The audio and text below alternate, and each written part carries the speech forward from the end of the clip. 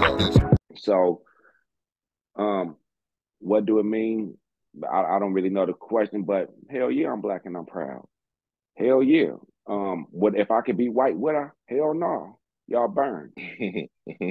Um, y'all be burning too easily. But um, that's a whole like that's one of them kind of the conversations like I would like to sit and let Farrakhan or you know what I'm saying, one of them kind of just speak and just you just sit up there and listen and be like, man, Yeah. y'all was deep. So You I would say, um, you know,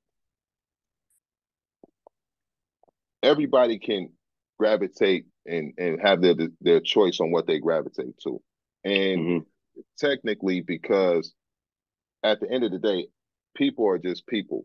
And so what people think and how people think is always go and people levels of comprehension and all that is always going to affect what people say, what people do, what people relate to, and what they gravitate to. So I I can't say that what I'm going to say is going to change everybody's mind. I can't Right. say that what I'm going to say may come across as correct to everybody. But what I can say is that unlike most people, my intentions are in the right place. I'm not starting off from a place of any type of malice or like hate or negativity. When I'm speaking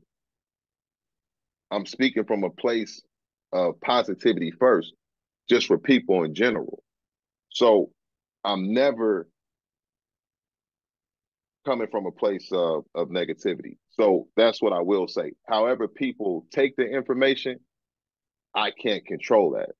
I can only control how I deliver the information because I spend time working on it. Now, when I was talking about, it's you can fact check that people agree that Africa is the original place of where the human race began. I would call those people the originals, not the naturals. I misspoke a second ago. I would call them the originals, the original people, and their adaptation because they are the original people will probably more than likely be different shades of melanated complexion. It Right. doesn't matter what shade it is, but that's the original because you have to adapt to the environment. That just like any species has to adapt to the environment in which it is being or which it was born into. And you have to have those.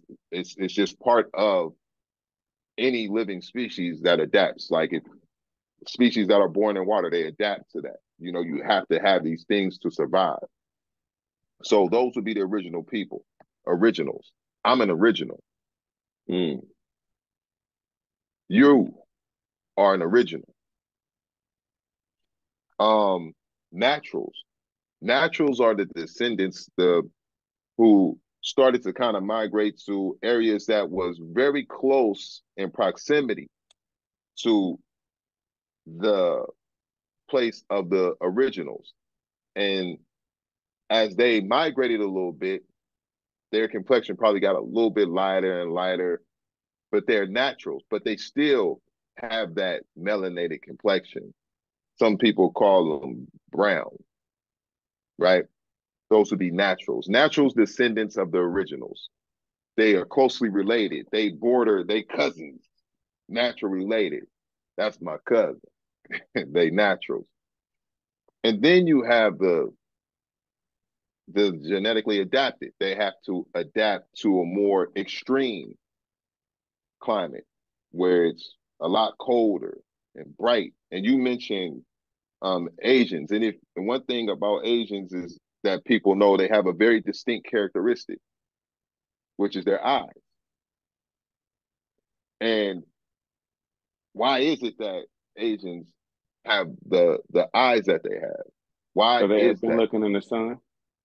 Only that, Asia is known to be when the sun is out, and because of uh, different factors of weather like snowing, it becomes very bright and it causes individuals to squint.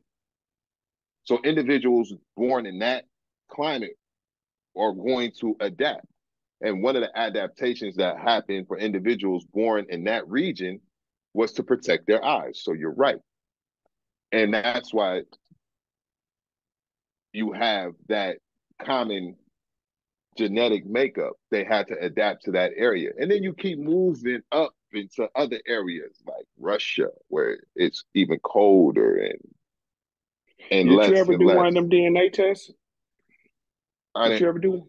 I did one. but you move into those areas and people continue to adapt is my point. So how I would break it down, or how I would say, is you have originals, you have natural, and Mm. you have, for lack of a better term, those who genetically adapted to more extreme environments. Then that's extreme, meaning extreme, that's on the complete opposite side of the original environment where the first original people were found, right? So me personally, like I said, I identify as an original. But go ahead, you were saying No, something I about was the. asking, did you do like I did my DNA test? What that 123andMe, and when I did mine, a lot of people always say, man, boy, you got to be mixed with white, whatever. Did my DNA test. Ain't that what it's called? Ancestry chart. Came back 85% Nigerian. 85% Nigerian from the Igbo tribe. And then the other 15%, what I say, 85, I think it's the other Mm-hmm, 15% was European, mm-hmm. Irish and Spanish, Irish and it was something. It was something. But yeah, 85% Nigerian. And it'd be interesting to see where you're from, and it'd be interesting to see where you're from. Here's the thing. I was two different races. This gonna sound a little crazy. I was two different forms of black. When I was younger, I was a young nigga, a little nigga. As I got older, became a grown man. It's a distinguishing trait. You got niggas. You know some niggas. I know some niggas. Sometimes I still act niggerish, you know. But 9 times out of 10, I'm carrying myself as a grown man. But you asked the question about black or so-called black. I think the so-called black, I don't even know how to address that either. I don't know what Yeah, so so-called black let me tell is. you exactly what I meant by black and so-called black. I really just said that so we could topic it without me saying too much about what I was talking about. But what I meant by black and so-called black, when I said that, I really just was saying something so you could remind me to talk about the James Brown, I'm black and I'm proud, and pride getting in the way of progress, which is Gotcha. something that I coach So and I that was a go off pride of. versus progress. Yeah, Pride pride getting gets in in the the way of way. progress. That was the point of that. I just said that so you could remind me, and I wanted to give an authentic answer. Gotcha. So pride. I talk to my athletes, and I use this. And let me give you an example of what I mean by pride gets in the way of progress. This is not just only. So when we talk about best practices and these things, it's not just for just like one thing. So even though we use black or so-called black as the reminder for this conversation, um, the pride getting in the way of the progress. So I actually use this in my coaching. Like I have people come in and I'll be like, all right, we got push-ups today.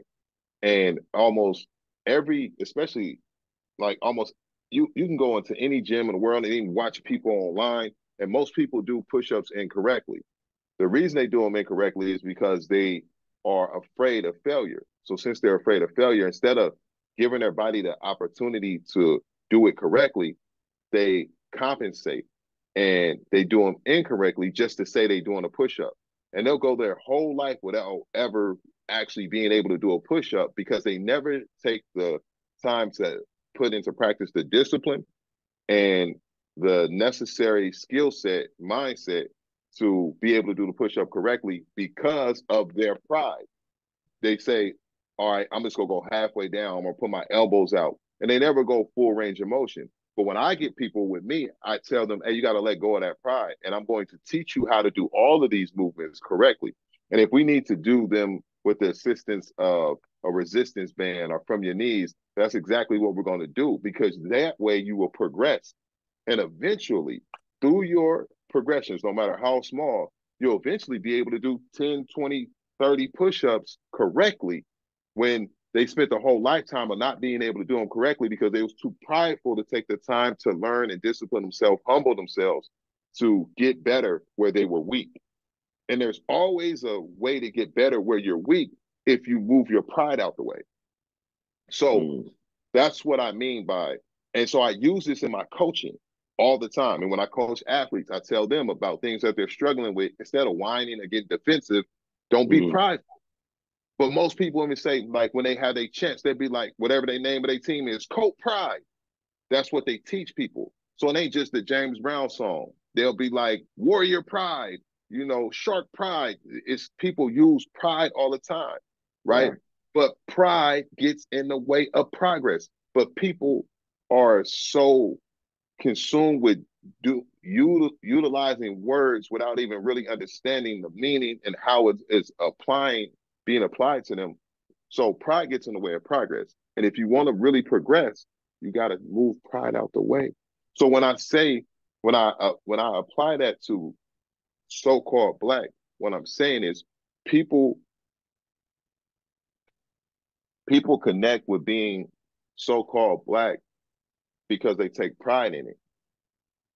But if you want to progress, like you were saying, there's niggas and there's this and that. But if you want to actually progress past that, you got to remove pride, just like we got to do when I'm working with somebody in the gym.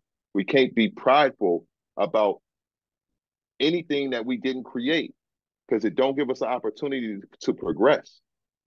You got to remove pride so you can progress in every arena and area of your life. So, because pride comes before the fall. You said what? Pride comes before the fall. You be too prideful, then you're going to eventually fall because you feel like your pride is so big that you're not willing to sacrifice or willing to go the extra mile because you don't want to be embarrassed. And that way, you don't want to be embarrassed to fall and fail. So what ultimately happens is you didn't take the precautions or the necessary steps to improve, to prepare yourself, and then now you fail because you let your pride get in the way of you really trying and going out the way because you worried what somebody else was thinking about you instead of caring less about what somebody else is thinking about and focusing on the task at hand. Not even just really trying, but actually doing and taking. Sometimes it takes a step back to create the necessary steps to go forward. But that does not happen if you take a stance of pride on something that is not conducive to where you want to get to. If you take a stance on pride, you will stay stuck right there because of pride.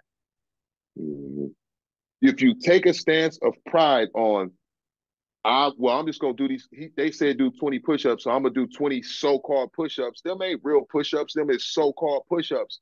And if I have this, and I talk about it in my book, it was this lady, she was super fit, CrossFit, do everything, climb up ropes, lift all kind of weights.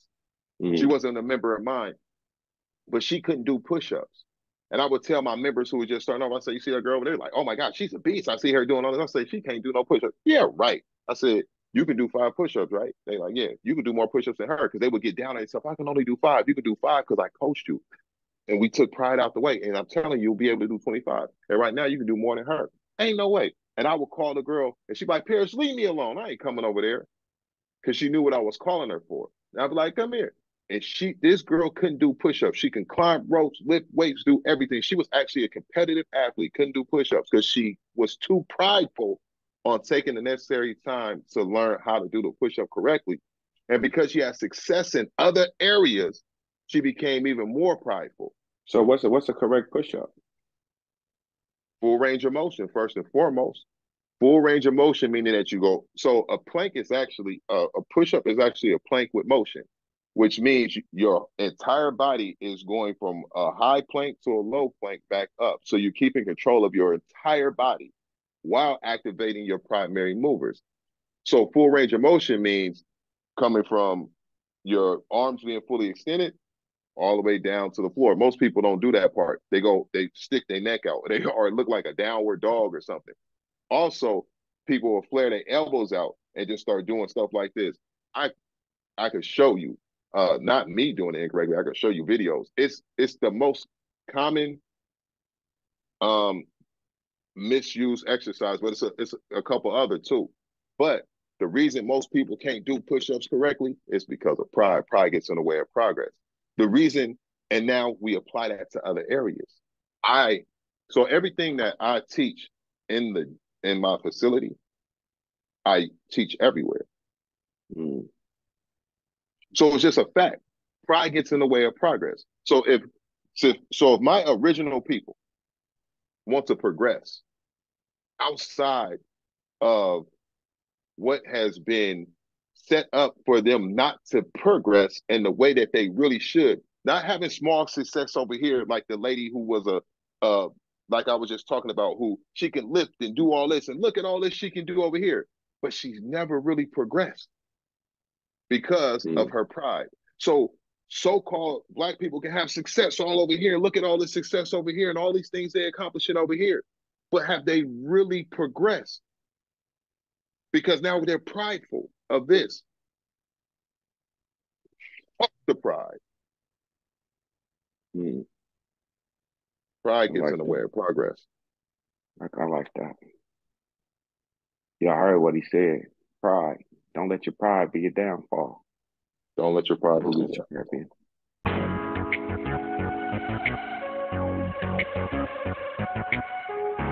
Thank you.